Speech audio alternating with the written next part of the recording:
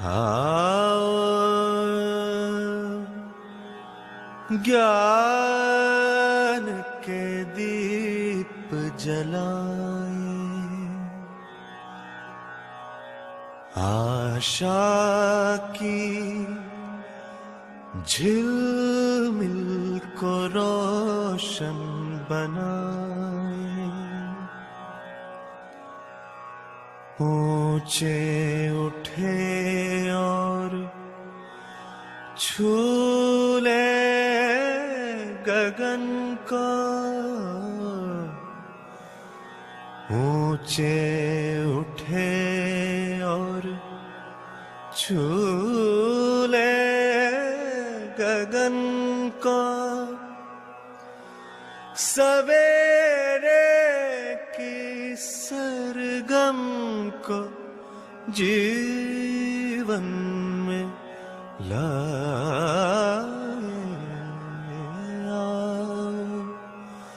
ज्ञान के दीप जलाएं। सुन लो दिशाएं बुलाने लगी हैं, हवाएं नए राग गाने लगी हैं। आओ बदल दे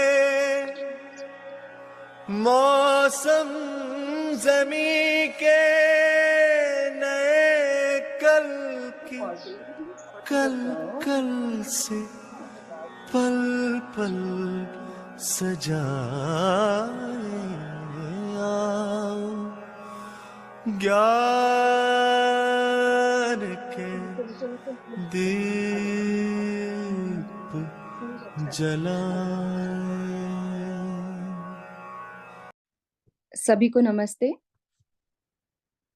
मैं वैशाली सर्वप्रथम बाबा जी के प्रति कृतज्ञता और शत शत नमन। आदरणीय योगेश भैया जी को प्रणाम और सभी परिवारजनों को मनपूर्वक नमस्कार। दीदी आवाज आ रही है ना? जी जी आ रही है, स्पष्ट आवाज। जी जी।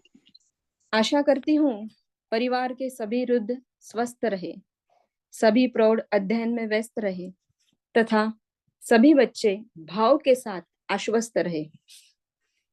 इस 10 वर्षीय परिवार सहज व्यवस्था अभ्यास अध्ययन कार्यक्रम में सभी का पुनश्च स्वागत। इस कार्यक्रम को आगे बढ़ाते हुए आज के सत्र की शुरुआत करते हैं मानवीय शिक्षण शोध संस्थान ग्राम परडा में आयोजित परिचय शिविर के अध्ययनार्थियों की प्रस्तुतियों से। तो मैं प्रस्तुति के लिए आमंत्रित करती हूँ रंजू दीदी को। रंजू दीदी। जी नमस्ते ताई, जय हरिहर। नमस्ते, आप अपनी बात रख सकते हैं दीदी। जय माँ हरिहर। सर्व शुभ हो, नित्य शुभ हो। बाबा जी को नमन, सभी श्रेष्ठ को नमन, योगेश काका जी को नमन, सभी बंधु भागिनी को जय। 10 दिन अभिभावक योग्यता विकास शिविर हमने किया काका जी की सानिध्य में। परिवार व्यवस्थित होता है तो 3 पीढ़ी का पाठशाला चेतना विकास पर कार्यक्रम काका जी के द्वारा इस प्रकार हम तक पहुंचे, जो भी मेरे तक पहुंचा उसको रखने की कोशिश करती हूँ। त्रुटि होगा तो आप अपना मार्गदर्शन अवश्य मेरा करें। प्रवृत्ति स्वभाव परिमार्जन समाधान। मानव में सर्वप्रथम तालमेल होना जरूरी है। शिक्षा का अर्थ है सौंपना। परिवार का कार्यक्रम क्या है? चेतना विकास मूल्य शिक्षा गतिविधि आधार मध्यस्थ दर्शन सह अस्तित्ववाद दृढ़ता। श्री ए नाराज बाबा जी कहते हैं सह अस्तित्व नित्य शांत है, तो हम मानव शांत क्यों नहीं है? बाबा जी कहते हैं, कलम कौन लेगा और क्यों? इस वर्कशॉप में काका जी से हम सभी बंधु भगिनी पुनर्विचार कर पाए। पुनर्विचार, नई दृष्टि, जिंदगी का उद्देश्य देखें, स्वभाव गति, खुशी, आवेश गति, थकान, संबंधों में भाव से जन्म लिए हम मानव अभावग्रस्त होने लगे हैं। ये सारे प्रश्न चिन्ह है। भाव और मूल्य को देखें और कीमत को भाव प्रकृति बनाती है, इसलिए स्थिर रहता है, घटता बढ़ता नहीं। कीमत मानव हमारे द्वारा है जो घटता बढ़ता है। इस पर काका जी ने एक उदाहरण रखा जो मुझे छुआ। वो इस प्रकार है, हमी ने हमारा महत्व को गिराया। बाप बड़ा न भैया, सबसे बड़ा रुपया, बिना समझे बिना पैसा को ही सबसे बड़ा मान लिया, जबकि संबंध तो भाव से होता है। मूल्य भाव से, कीमत अभावग्रस्त अव्यवस्था, मूल्य जो है भाव से जन्म है, से है, व्यवस्था से है। एग्जाम्पल जो मैं देख पाई अपने आप में, वो मेरे को पोषण, गेहूं, गेहूं का मूल्य पोषण है। गेहूं का मूल्य इस पोषण और स्थिर है। गेहूं का मूल्य पोषण, स्थिर और निरंतर है। गेहूं का मूल्य पोषण, स्थिर, निरंतर, जो गुणात्मक है। अभाव में जो हम चले गए, मानो कीमत के द्वारा अभावग्रस्त हो गए, तो गेहूं का कीमत शोषण हो गया। गेहूं का कीमत शोषण और बदलती रहती है। गेहूं का कीमत शोषण, बदलना, क्षणिक और संघर्ष हो गया। व्यवस्था, प्रस्ताव, समान और विचार जो है संघर्ष हो गए। ये हमें मानव जाति, हर बंधु भगिनी को जांचने का प्रस्ताव रहा।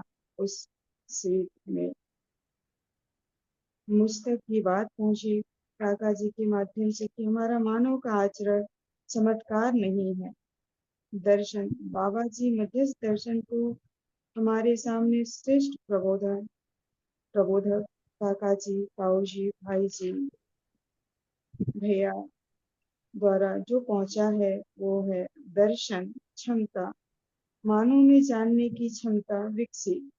व्यवस्था को समझने की कोशिश करेंगे। व्यवस्था, अस्तित्व होना, व्यवस्था, आचरण, क्रिया की अवधि को काल कहते हैं। समृद्धि, पूरकता, हम जो देख पाए, मिट्टी, पत्थर, पदार्थ अवस्था है। पशु पक्षी जीव अवस्था।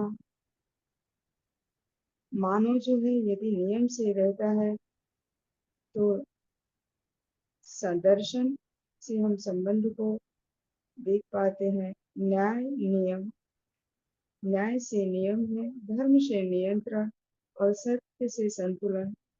इस प्रकार से हमारा मानव जो है जानेगा और नियम को पहचान के परिवार और समाज की व्यवस्था होगी। जानने का नियम है संबंध। प्रभाव को हम पहचान नहीं पाते हैं। जो काका जी ने रखा, पति और पत्नी, व्यक्तित्व तक क्या पहुंचाना है। हम एक दूसरे के मूल्यों का प्रभाव रहता है, भाव को पहुंचाकर प्रभावित होते हैं और प्रभावित करते हैं। समाधान का सम्मान होता है। स्वभाव और धर्म को समझना ही आचरण का है।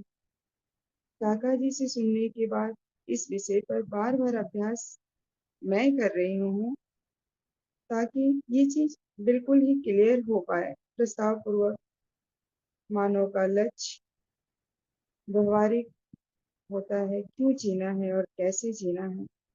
समाधान है बाबा जी द्वारा प्रत्येक प्रश्न का उत्तर। मानो मानो, व्यवहार, प्रकृति, समृद्धि, अभय, समझदारी है, ज्ञान से तात्विक आचरण, जो अभी तक नहीं दिखता है वो देखने का पूरा पूरा दिख पाया है। कि तात्विक आचरण मैं कौन हूँ, अस्तित्व क्या है, आचरण क्या है, ये अनिर्वचनीय है। बाबा जी के तात्विक आचरण से स्वयं को देख पाना, जानने का प्रयास करना, जांचना, ना कि मानना है, क्योंकि जानना मानना बदलता रहता है। इसकी परंपरा बनाना है तो जांचना है। जब मैं यानी मानव जाति समझ जाएंगे तो न भयभीत होंगे, न भयभीत करेंगे। मेरी उपयोगिता ही हमारा सम्मान है। मानव मानव से संबंधित है। मानव संबंध मानव की आवश्यकता बिंदु पर काका जी ने प्रकाश जब डाला तो इस प्रकार हमारा ध्यान गया कि मानव की आवश्यकता अन्न, वस्त्र, आवास, हवा, जल निश्चित है और भावात्मक जो है शिक्षा है, ज्ञान है, सम्मान है, भवा भौतिक विश्वास, मानव धर्म को समझना, जो बाबा जी ने विधि व्यवस्था संस्कृति सभ्यता को दिया, जिससे जातिवाद मिट जाएगा। सबसे श्रेष्ठ यदि है तो भाई बाप प्रकृति है, जो इस प्रकार से हम तक पहुंचा वो है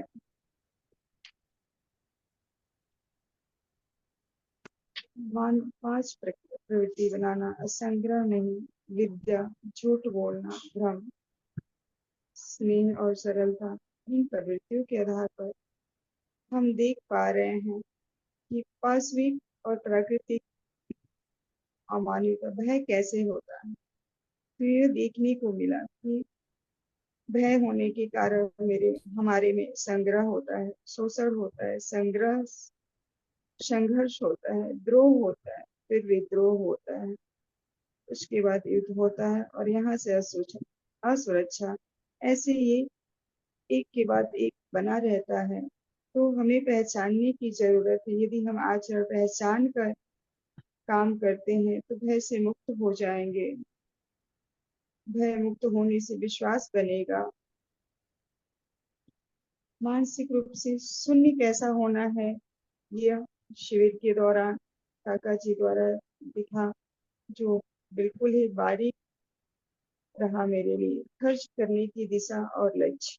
दिशा जो है समृद्धि चक्र है, नेचर से है, कृषि और गौपालन। भय मुक्ति के लिए अध्ययन करना, समझदारी से विश्वास, श्रम से असंग्रह, आसक्ति से मुक्त होना, निर्वित होना। निर्वित होने से ऊर्जा आता है। घर पारदर्शी जगह है, नियम की जानकारी से विश्वास आता है। प्रवृत्ति होगी तो विश्वास और समझदारी आता है। इस प्रकार से हमने देखा कि दिशा और लक्ष्य भी हमारा तय हो पाएगा। मानव की आवश्यकता जो है देख पाते हैं तो मैं जीवन और शरीर का संयुक्त रूप हूँ, ये भी दिखा। और इसके आचरण और स्वभाव से देखते हैं तो आत्मा, बुद्धि, चित्त, वृत्ति, मन, क्रिया, हमारा सारा क्रिया इंद्रियतीत है, अनुभव योग्य है। जीवन और ऊर्जा निर्मित है, यह प्रेरणा देता है। इकाई जो आकार है, सीमा है, अनंत है। ऊर्जा स्वयं वास्तविकता है, मूल ऊर्जा असीम, व्यापक, पारगामी, अति सूक्ष्म, पारदर्शी है। जागृत जीवन का जो है हमने देखा कि आत्मा, अनुभव तो प्रामाणिक का प्रमाण होता है, बुद्धि से बोध और संकल्प होता है, जिससे चित्त और चिंतन से चित्रण बनता है। वृत्ति और तोलन से विश्लेषण हम कर पाते हैं। मन के आस्वादन से चयन हो पाता है। इस प्रकार से समझ के अभाव को समझ कर जीने से ठीक कर पाते हैं। धीरता पे प्रकाश गया काका जी के माध्यम से। यदि समझ कर करेंगे तो आचरण पूर्वक प्रस्तुत होंगे और संबंध में है, लेकिन संबंध में समझ नहीं होने से आचरण पूर्वक जीना नहीं हो पा रहा है। जो वर्तमान को समझ सकते हैं तो विरोध के लिए कुछ नहीं हो रहा। अस्तित्व में हिंसा नहीं है, अस्तित्व में व्यवस्था है। बच्चा हमसे ही समझेगा, ऐसा हम देख पाए पूरे शिविर में 10 दिन के। बहुत ही हमारे लिए शुभकारी रहा, क्योंकि जो हम सीखे हुए हैं वही सिखाएंगे, जो किया हुआ है उसी को कराना है।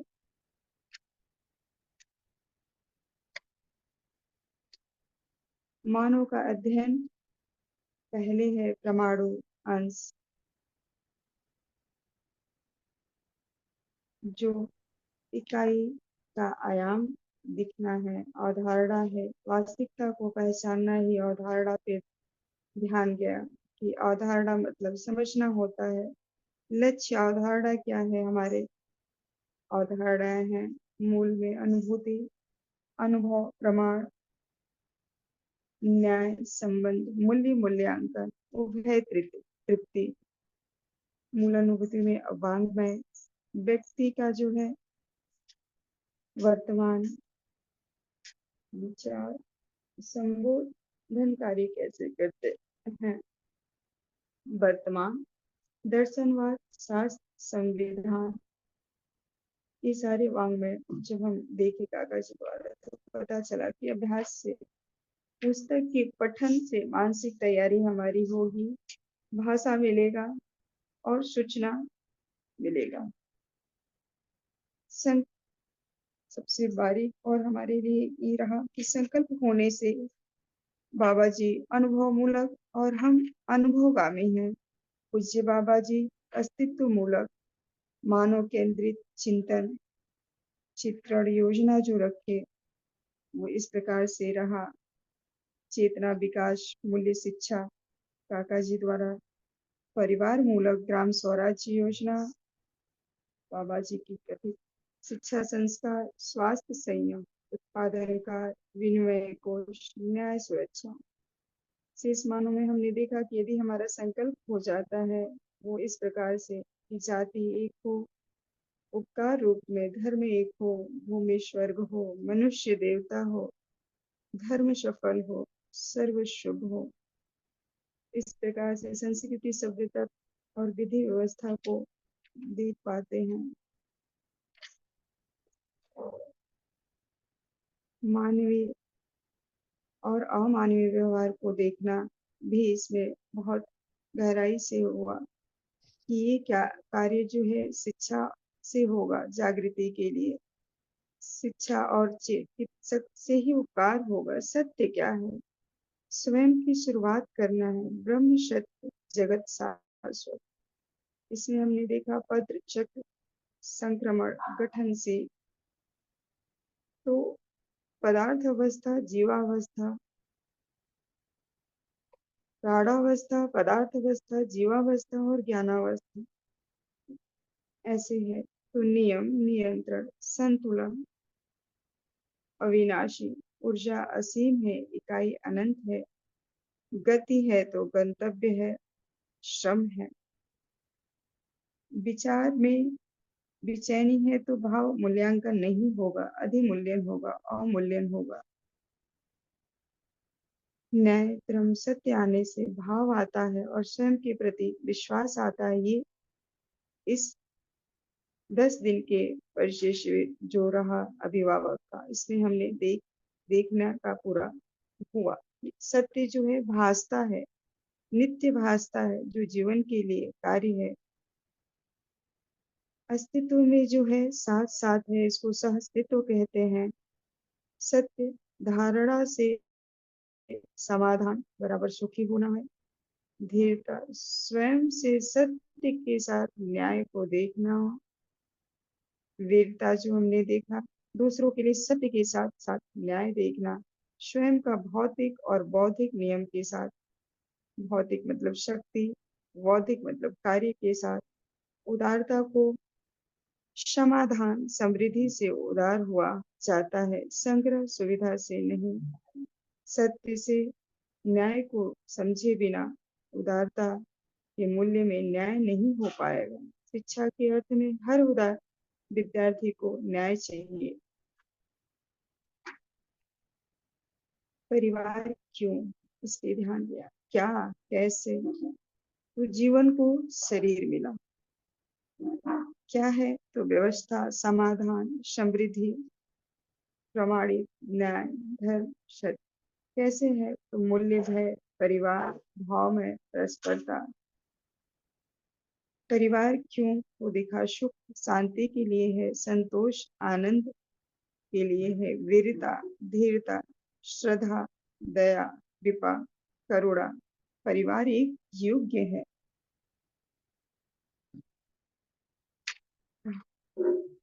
जीवन मूल्य को देखने को समझ में आया। मानव मूल्य, मानव लक्ष्य, जीवन मूल्य, मानव जीवन लक्ष्य, परिवार, समाज, मानव भाव और विचार। बल, भाव जो है बल मध्यस्थ शक्ति क्रिया है, और विचार जो है सम क्रिया है। मूल्य, भाव मूल्य में धीरता, वीरता, उदारता, दया, कृपा, करुणा को हम देख पाए, और लक्ष्य में समाधान, समृद्धि, अभय, सहअस्तित्व, न्याय, संबंध, मूल्य, मूल्यांकन, उभय तृप्ति।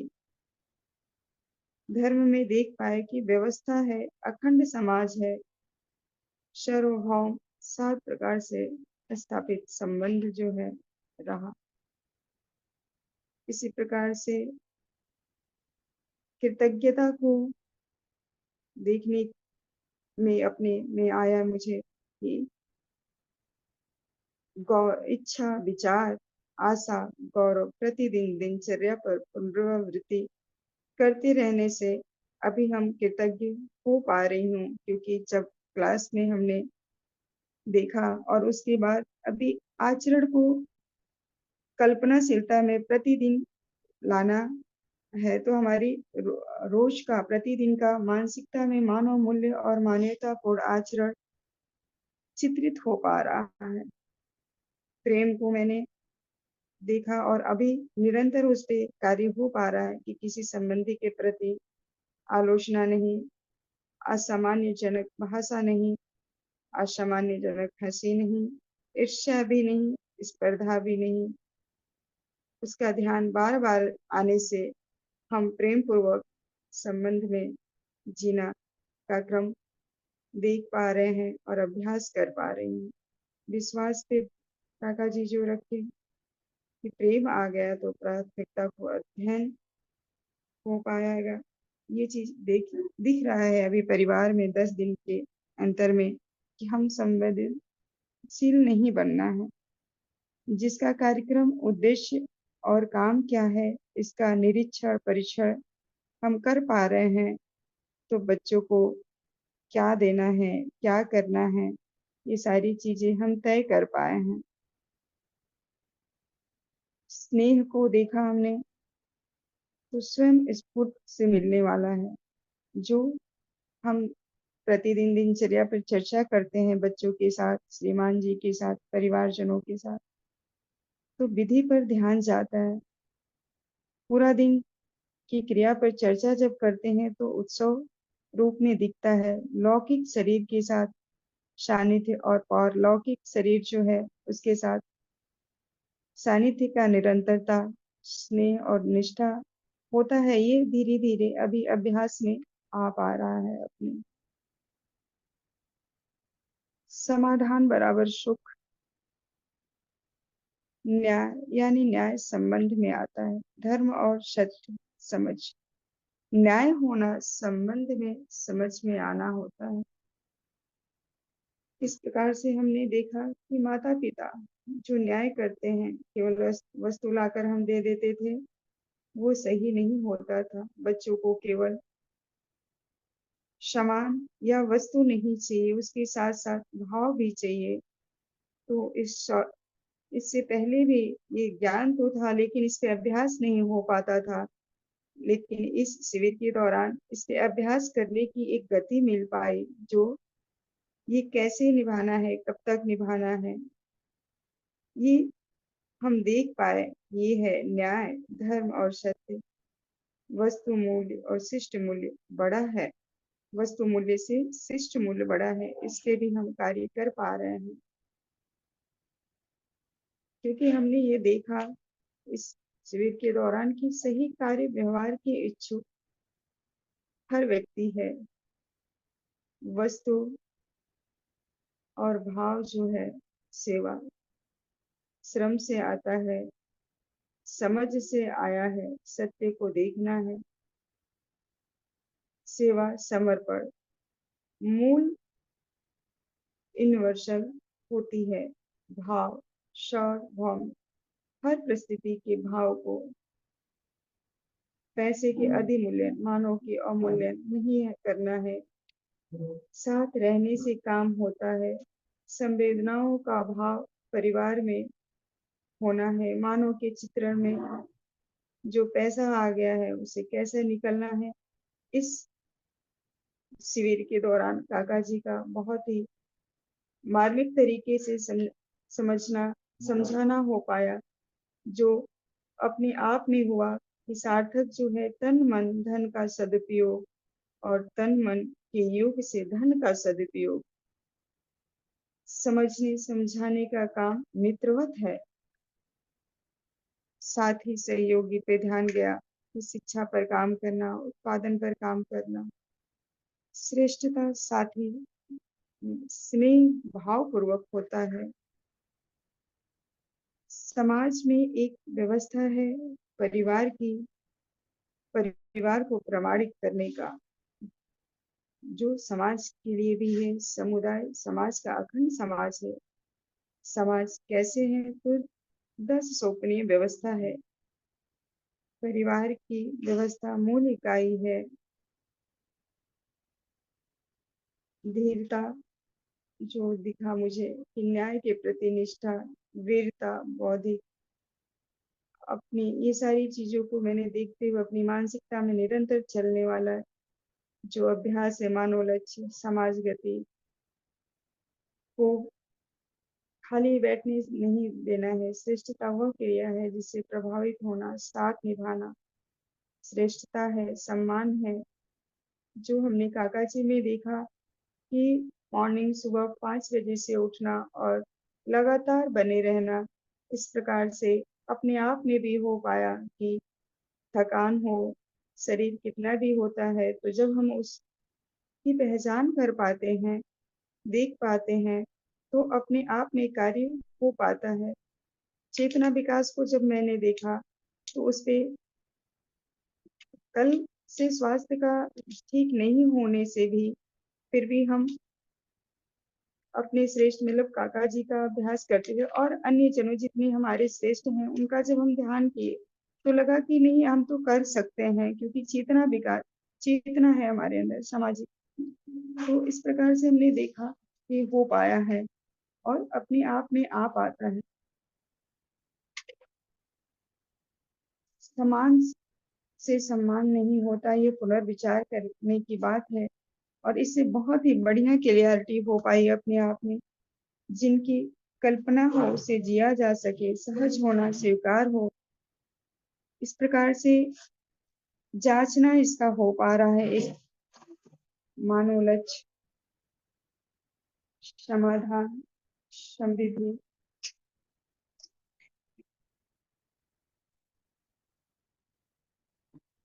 तो समाधान मानव में स्वयं, समृद्धि परिवार में अब है। इसने बारीकी से ध्यान लिया। प्राण भय, मान भय, पद भय, धन भय। प्राण भय पे जबरदस्त हम लोग की क्लास चली, इससे सारी चीजें क्लियर हो पाई कि किस प्रकार से हम सही हो पाते हैं। तो ये हुआ कि भाव और विचार। भाव जो है शरीर की विरचना, सुरक्षा और इन सब चीजों को जब हम समझ लेते हैं तो फिर विचार होता है नियम, संयम, पोषण और संरक्षण व्यवस्था हो जाता है। तो सामान्य आकांक्षा, आहार, आवास में अलंकार, समृद्धि से इस प्रकृति को हम देख पाते हैं। इस प्रकार से ये भी एक ध्यान गया कि आध्यात्म आदमी जो है पापी नहीं है, स्वार्थी नहीं है, अज्ञानी नहीं है। इसका मूल यह है कि मानव में भय नहीं रहता है।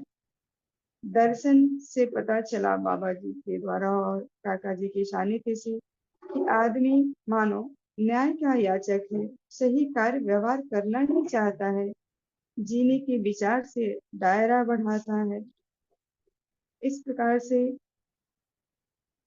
सारी चीजों को देखते हुए हमने सुबह उठने के साथ उद्देश्य क्या है, आज तक ये ध्यान नहीं जाता था कि हम प्रत्येक व्यवहार के अर्थ को नहीं देख पाते हैं, बस उठते हैं और हर एक दूसरे व्यक्ति को देखते रहते हैं। देखने का अर्थ क्या है? तो ब्रेन और जीवन दोनों के लिए कार्य क्या है, ये समझ में आया कि प्रेम से संबंधित होता है और जीवन और प्राण में कौन सा भय, ये दोनों देखने का कार्य जब हुआ तभी एक नियम बन पाया कि प्रवृत्ति के साथ योग्यता पे कार्य करना है। यदि हम जीवन कार्य में लाएंगे तो घटना क्यों हुआ, किस लिए हुआ, हम भयभीत क्यों होते हैं, नीतियों में सही गलत की पहचान नहीं होने से होते हैं। मानव के बीच मानव के बीच या परिवार में या बच्चों पर क्या क्या प्रभाव पड़ पा रहा है। तो यह बहुत ही सार्थक रहा हमारे लिए शिविर, जिससे हम बारीकी से परिवार और बच्चों और अपने आप पे चेतना विकास के द्वारा काम करने का एक दिशा मिल पाया, जिससे हम आज हर दिन हर पल देख पाने का कार्यक्रम अभी तक तो निश्चित हो पाया है और इस पर निरंतर अभ्यास कर पा रहे हैं कि कैसे है और क्या है। इस प्रकार से हमने देखा कि आयु से कोई बड़ा नहीं होता है, माँ बाप जो है भाव से बड़े होते हैं, संतान भी जो है वो भाव से ही हमारे लिए बड़े हैं। यदि हमारे में समर्पण हो जाता है तो छोटों में अर्पण समर्पण परिवर्तित होता रहता है। ये सबसे मूल्य चीज हमको समझ में आया।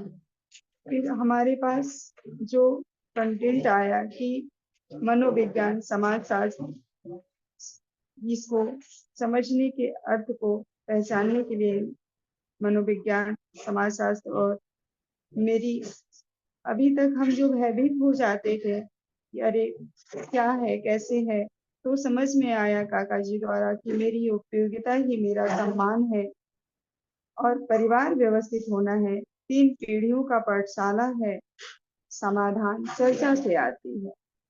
तो इस प्रकार समझने का अर्थ जो है अभी तक हम अपने लक्ष्य को पहचान पाए और छोटी छोटी बारीकियों को देख पाए। सभी को फिर से नमन मैं करती हूँ, सभी बंधु भगिनी को, बाबा जी को, काका जी को सत सत नमन। जो भी त्रुटियां हो उस पे मेरा मार्गदर्शन करें और अपना सानिध्य बनाए रखें। जय हरिहर माँ।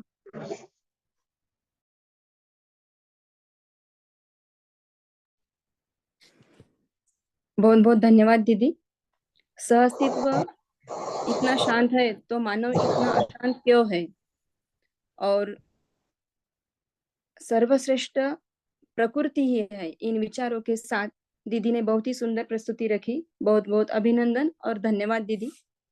स्थापित संबंधों में निहित स्थापित मूल्यों का परिवर्तन किसी भी देश काल स्थिति में नहीं है। यही स्थायित्व का लक्षण और अनिवार्यता का मूल कारण है। स्थापित मूल्य, मानव मूल्य, जीवन मूल्य देश काल से बाधित नहीं है। प्रत्येक संबंध में निहित स्थापित मूल्य निकट व दूर, भूत भविष्य एवं वर्तमान से प्रभावित नहीं है। प्रत्येक स्थापित मूल्य तीनों कालों में एवं सभी देशों में एक सा है। तो इन्हीं मूल्यों की श्रृंखला को आगे बढ़ाते हुए मैं योगेश भैया जी को आमंत्रित करती हूँ कि वह अपने मूल्यों पर स्पष्टीकरण दें। भैया जी।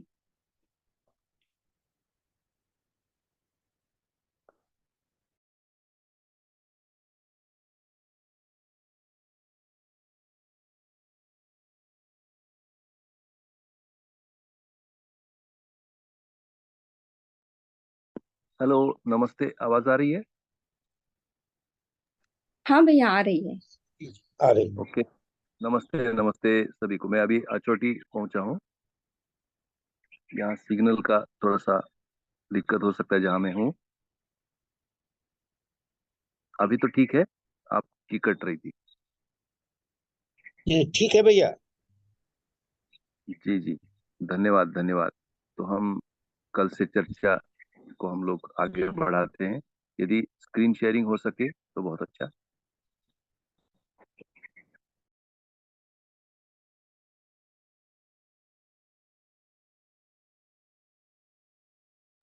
हमारी चर्चा हो रही थी स्नेह इस मूल्य पर। स्नेह का शिष्ट मूल्य है निष्ठा।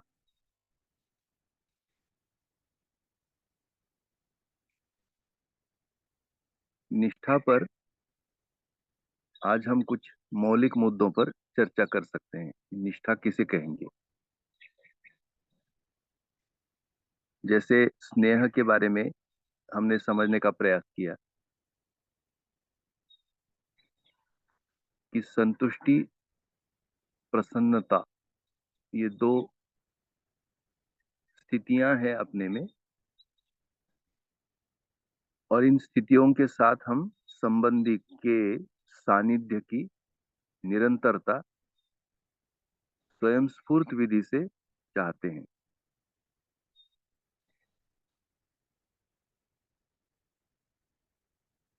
और उसका जो शिष्ट मूल्य है उसे हम निष्ठा कहते हैं। और ये निष्ठा व्यवहार में कैसे दिखती है? तो निष्ठा का जो मौलिक स्वरूप है वह है हमारा मानव होने के प्रति निष्ठा। तो निष्ठा में दो भाग आया। एक तो जीवन के प्रति, जीवन की स्पष्टता के प्रति हम कितने सतर्क हैं उससे निष्ठा।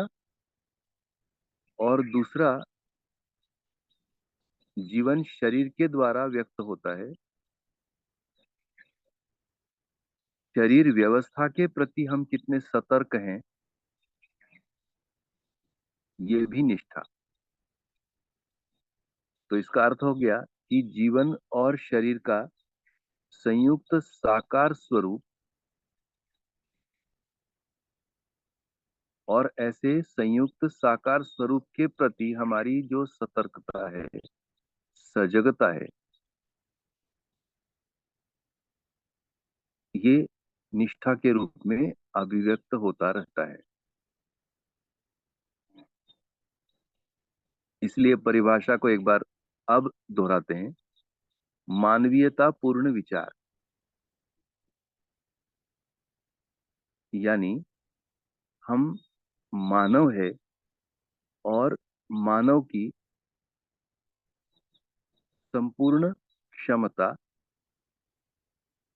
अभिव्यक्त होने के अर्थ में हम मानव के सभी आयाम हमारे ध्यान में है, और उन आयामों में जो प्रमाण है उन सभी प्रमाणों की भी हमें जानकारी है, समझ है। और इससे भरा पूरा हमारा मानस, वही मानवीयता पूर्ण विचार है। तो स्वाभाविक है कि ऐसे मानवीयता पूर्ण विचार होने से हमारे व्यवहार में निरंतरता होती है। ये महत्वपूर्ण मुद्दा मुझको लगता है निष्ठा की अभिव्यक्ति में, कि व्यवहार में निरंतरता का अभ्यास होना अनुभवगामी विधि में। और ये व्यवहार है मूल्य, चरित्र और नैतिकता को संजोते हुए, पिरोते हुए और व्यवहार की निरंतरता। और यह निरंतरता एक प्रेरणा स्रोत हो जाता है, और वह प्रेरणा स्रोत है मानवीयता सहित व्यवस्था सहज वर्तमान।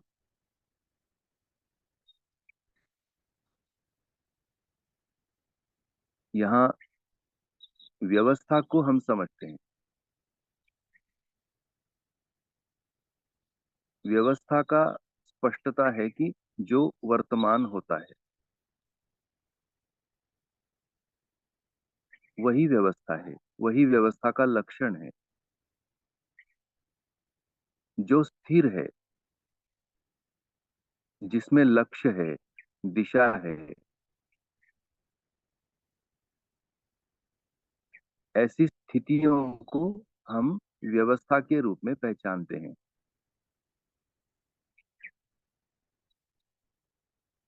परिवार में व्यवस्था है, यह हम कैसे कहेंगे?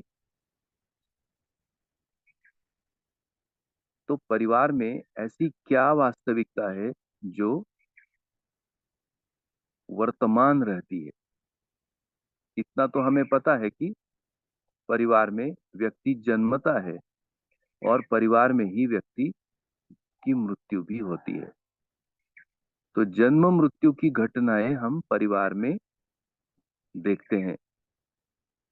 जन्म और मृत्यु के बीच परिवार में क्या रहता है जो निरंतर है?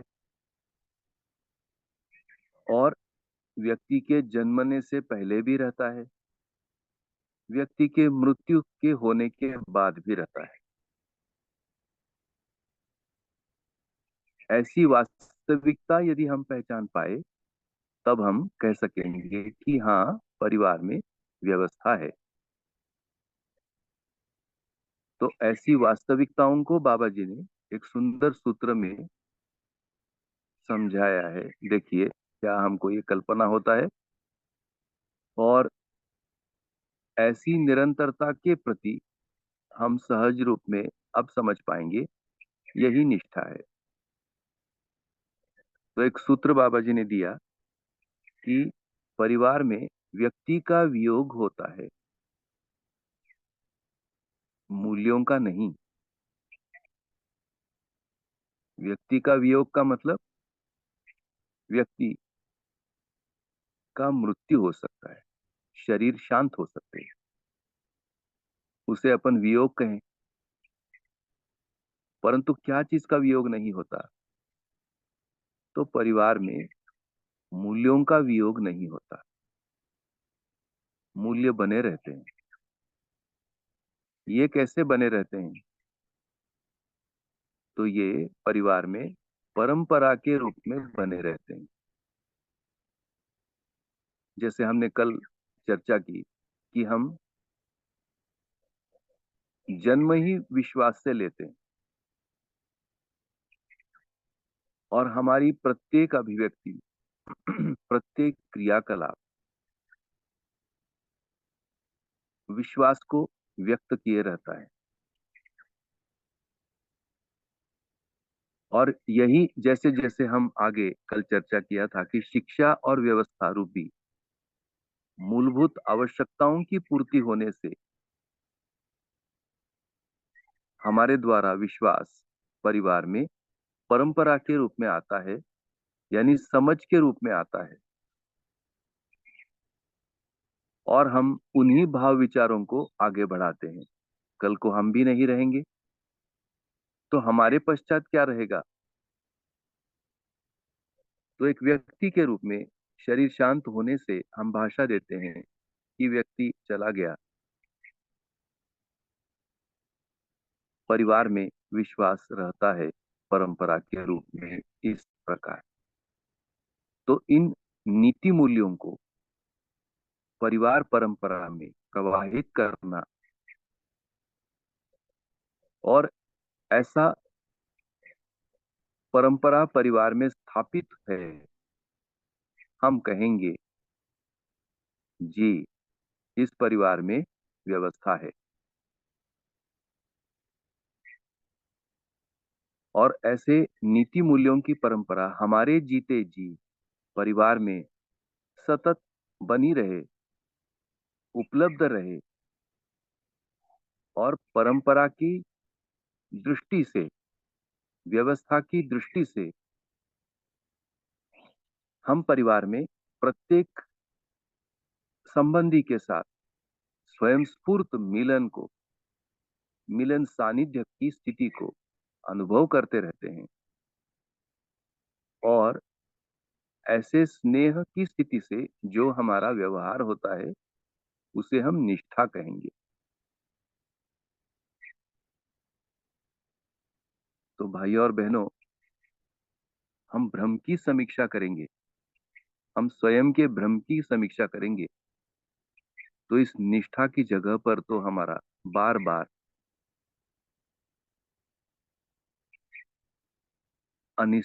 अनिश्चयता दिखता है, निष्ठा की जगह पर अस्थिरता दिखती है,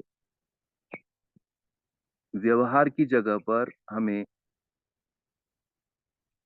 काफी समय उदासीनता भी दिखती है। हम अपनों के ही साथ व्यवहार की निरंतरता को बनाए रखने में जूझते हुए नजर आते।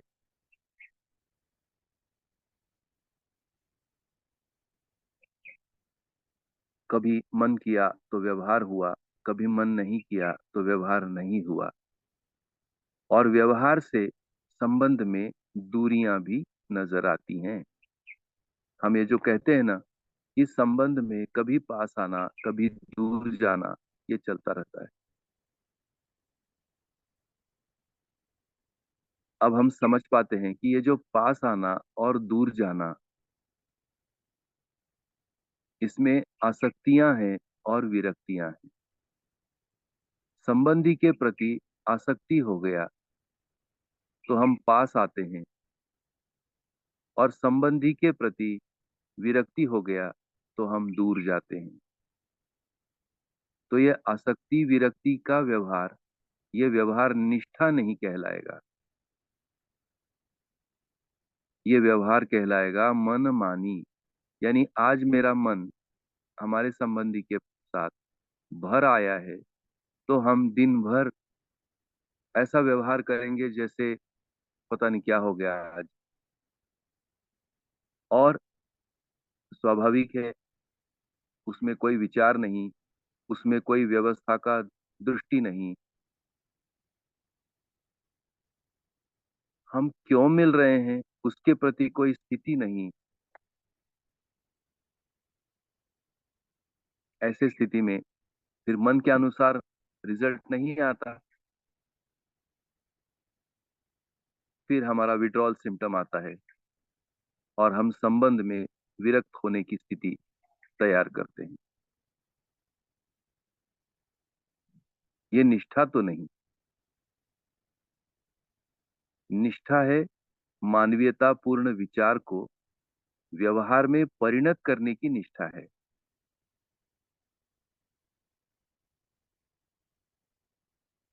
और उसे हम स्वीकार करते हैं। यानी मानवीयता पूर्ण विचार स्वीकार है, उसे बनाए रखने के व्यवहार भी स्वीकार है। यही हमारी शिष्टता है परिवार में। और उस शिष्टता सहज स्थिति, इसी को ही लाइफ लॉन्ग कहते हैं। यानी जिंदगी भर ये बना रहता है या बना रहना है। तो उसमें दो मुद्दे समझ में आए अनुभवगामी विधि से। पहला मुद्दा ये कैसे बना रहता है, तो जीवन में अनुभव होना, ये बने रहना।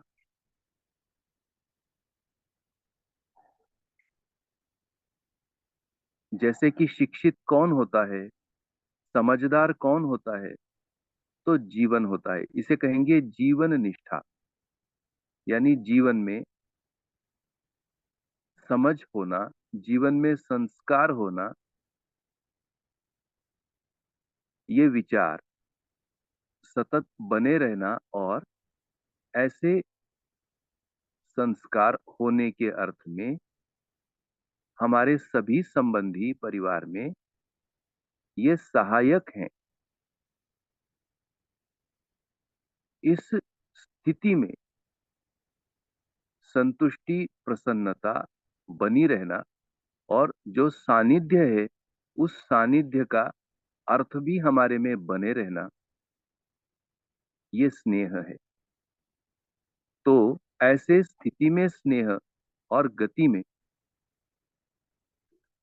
जीवन निष्ठा ये महत्वपूर्ण है। तो जैसे अभी अपन ने समीक्षा किया भ्रम की, यदि हम अपने आप को शरीर मानकर चलेंगे तो उसमें जीवन निष्ठा तो प्रमाणित नहीं हुई।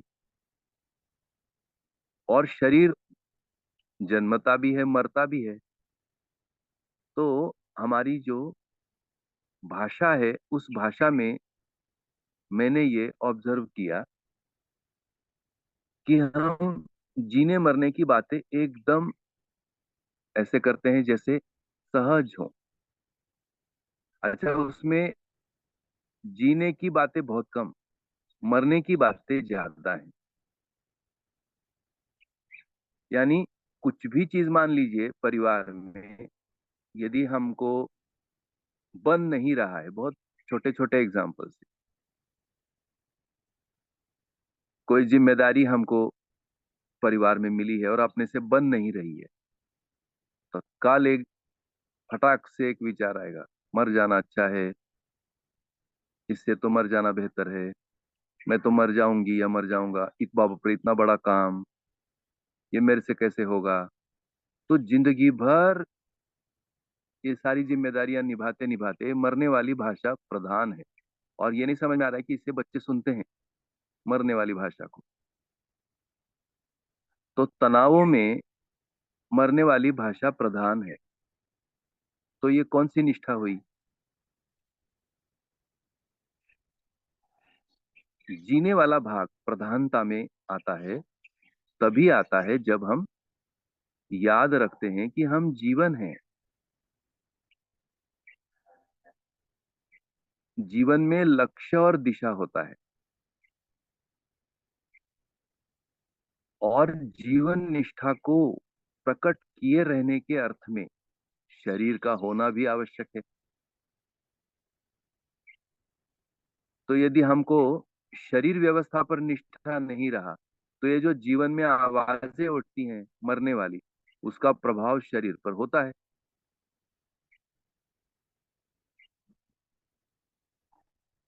ये कैसे होता है? शरीर उपेक्षित होने लगता है, शरीर की व्यवस्था उपेक्षित होने लगती है। फलस्वरूप हमारा जो भंगिमा, मुद्रा, अंगहार, ये सब मानव के होने का कोई रिफ्लेक्शन नहीं देता,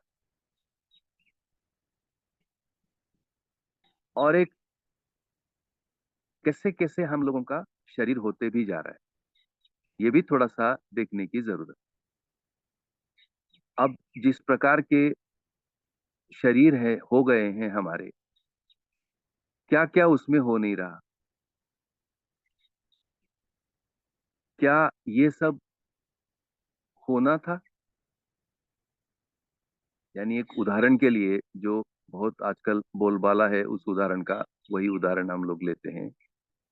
और अगर हम अच्छे से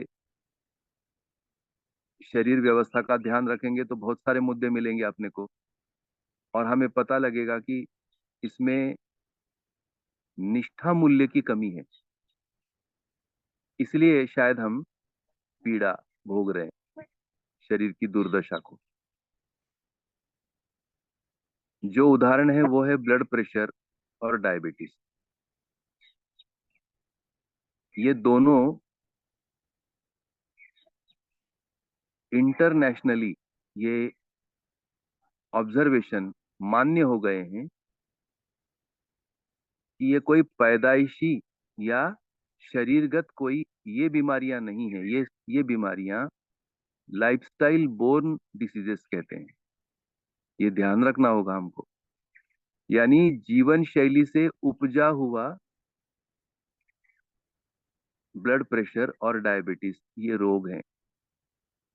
इसलिए इनकी कोई खास मेडिकेशन नहीं है। इसका दवाई इतना ही है, जैसा अभी बाबा जी ध्यान दिला रहे, शरीर के प्रति निष्ठा होना। यानी जो जो शरीर को चाहिए वो सारा अभ्यास करना, ये शरीर के प्रति, व्यवस्था के प्रति निष्ठा हो गया। यानी इसे क्या चाहिए? इसे एक व्यवस्थित दिनचर्या चाहिए। एक ट्रेनिंग है ना, शरीर भी जैसा ट्रेन करेंगे वैसा होगा। आरामदेहिता अगर ट्रेनिंग में आ गया तो फिर जो हो रहा है वो हो ही रहा है।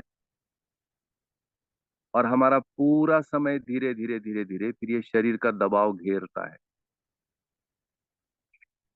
और जरा सा सिर दर्द हो गया, हमारा व्यवहार गायब। हम पहचानते ही नहीं है किसी को। हुआ सिर दर्द है। परिवार में अगर ये स्थिति है तो व्यवहार निष्ठा कहाँ चली गई?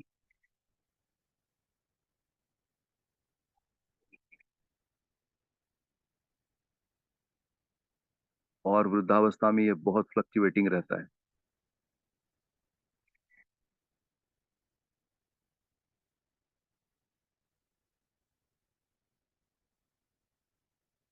बड़ा मार्मिक क्षण है। कौन सा? वृद्धावस्था। क्योंकि टूट फूट होता रहता है। डॉक्टर के पास दिखाएं, अब उनने कुछ जांच किया, उसमें कुछ मिला, तो अब ये तो पता नहीं आगे जिंदगी कितनी है, लेकिन उसमें अगर कुछ मिल गया तो वही एक सोचने का मुद्दा बन गया। और क्वालिटी ऑफ लाइफ क्वेश्चन में है। तो मार्मिक मुद्दा परिवार में कैसे दिखाएं कि नहीं दिखाएं? नहीं दिखाएं तो ये तो बना ही हुआ है साहब।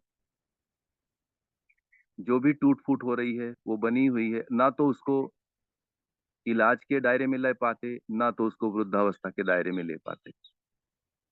इस प्रकार की एक स्टेट ऑफ कंफ्यूजन वृद्धावस्था में काफी गहरे से रिफ्लेक्ट होती है। और वृद्धावस्था के व्यक्ति का निष्ठा, व्यवहार की निष्ठा, शरीर व्यवस्था की निष्ठा, परिवार में व्यवस्था में भागीदारी की निष्ठा धीरे धीरे विड्रॉल सिम्टम्स लेते हुई नजर आती है। और बुढ़ापे में ऐसा लगता है हम किस काम के हैं।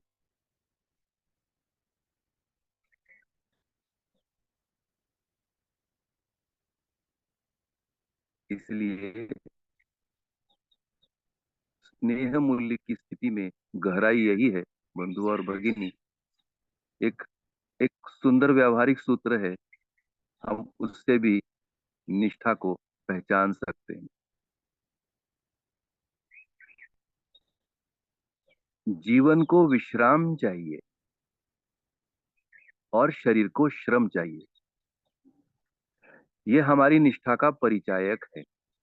होता है, होगा।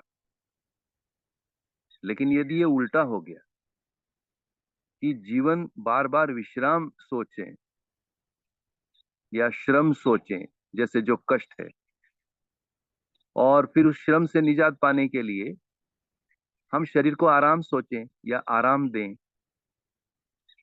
तो जो स्थितियां हैं वो हैं।